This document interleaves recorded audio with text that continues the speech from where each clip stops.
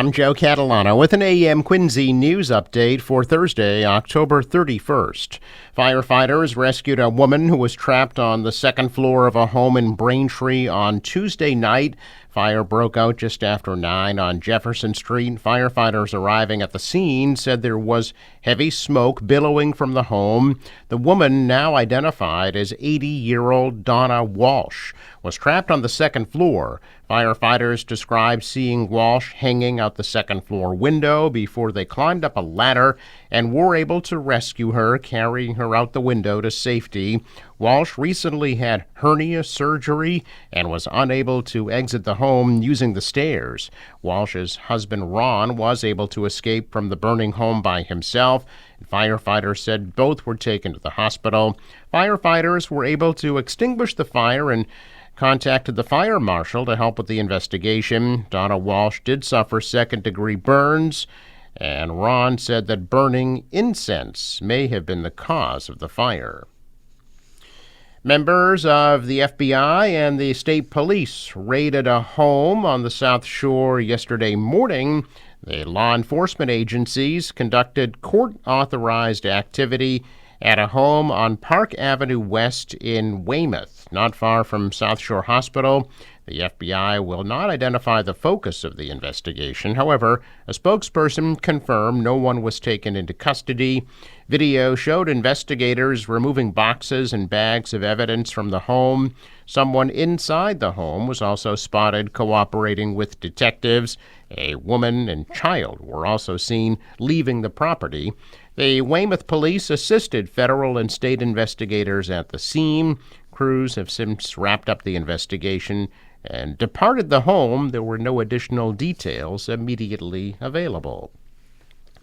The MBTA has terminated 4 employees as the agency continues to investigate suspected criminal activity at the Cabot Yard maintenance facility.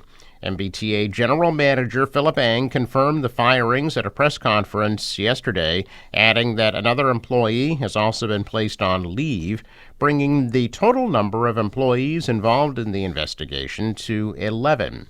7 remain on leave.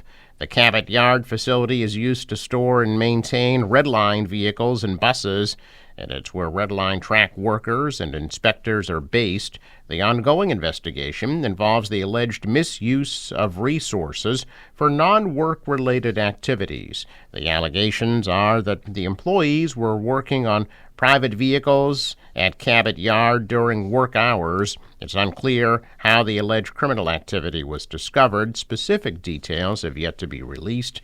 The T has said it will take all necessary disciplinary actions regarding the matter. Management also plans to increase site visits. The Attorney General's office reaching a settlement with Evolve Health, a Quincy-based physician group practice specializing in substance abuse treatment.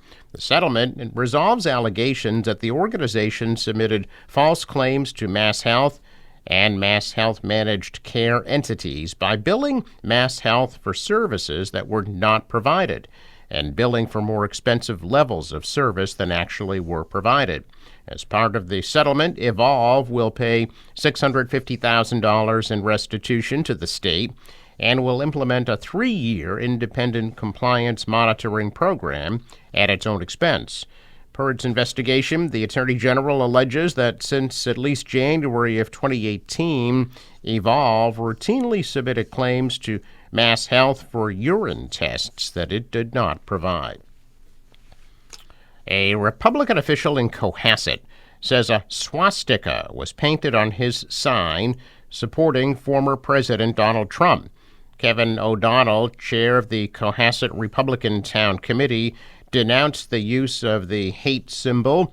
He said it must have happened sometime after 9 a.m. yesterday in the daylight hours. The incident comes as others across Massachusetts and across the political spectrum experience an increase in sign thefts and vandalism in the lead up to the election. About 2 weeks earlier, lawn signs supporting 3 Democrats, Vice President Kamala Harris, Senator Elizabeth Warren, and Representative Jim McGovern, were set on fire in a Sterling yard.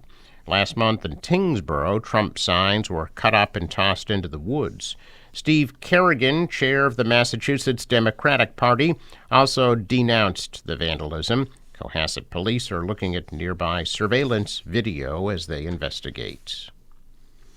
7 Stop and Shop stores in Massachusetts will be closing permanently today. The remaining groceries at those shuttered supermarkets will be going to those in need. The closure of 32 underperforming stores across 5 states was announced back in July. The locations closing in Massachusetts are in Brockton, Raynham, Halifax, Shrewsbury, Springfield, Worcester, and Pembroke. A Newton supermarket operating under Stop & Shop's Be Fresh brand closed this summer.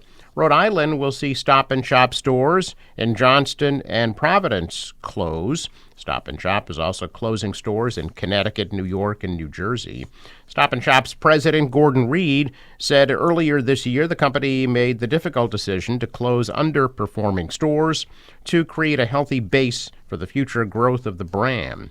Stop & Shop said the stores closing in Massachusetts will be working with their existing local partners to ensure that unsold products are donated to those in need.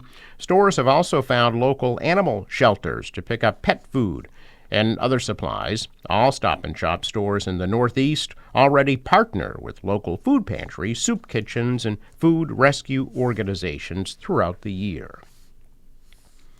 South Shore Chamber of Commerce President Peter Foreman has announced his retirement. Foreman says he is stepping down at the end of the year after 20 years of service. Foreman says he is moving on to other interests and is helping the board find his successor.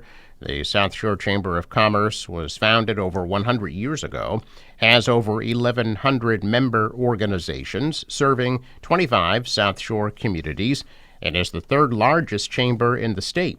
The chamber is currently located in Rockland, but previously was headquartered on Miller Stile Road in Quincy.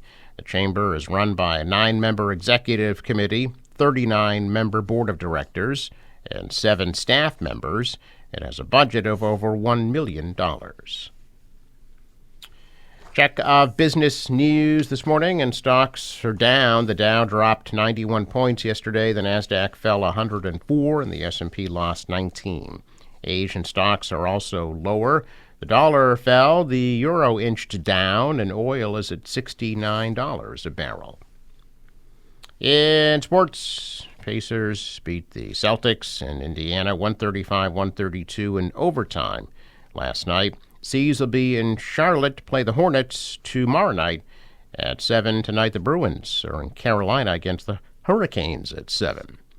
Forecast from the National Weather Service. For today, partly sunny and warm with a high 80 degrees. Could be a record breaker today. For tonight, partly cloudy and a low in the upper 50s. Mix of clouds and sun tomorrow. Still warm, high 79. And then cooler on Saturday, sunny, high 54. Same thing Sunday, sunny, 54. Out on the water, waves anywhere from 1 to 2 feet. Southwest winds at 10 knots. High tide 11:22 a.m. Sunrise 7:16. Sets at 5:37. Traffic note for River Bridge, scheduled to open at 10 o'clock this morning. I'm Joe Catalano with an AM Quincy news update for Thursday, October 31st.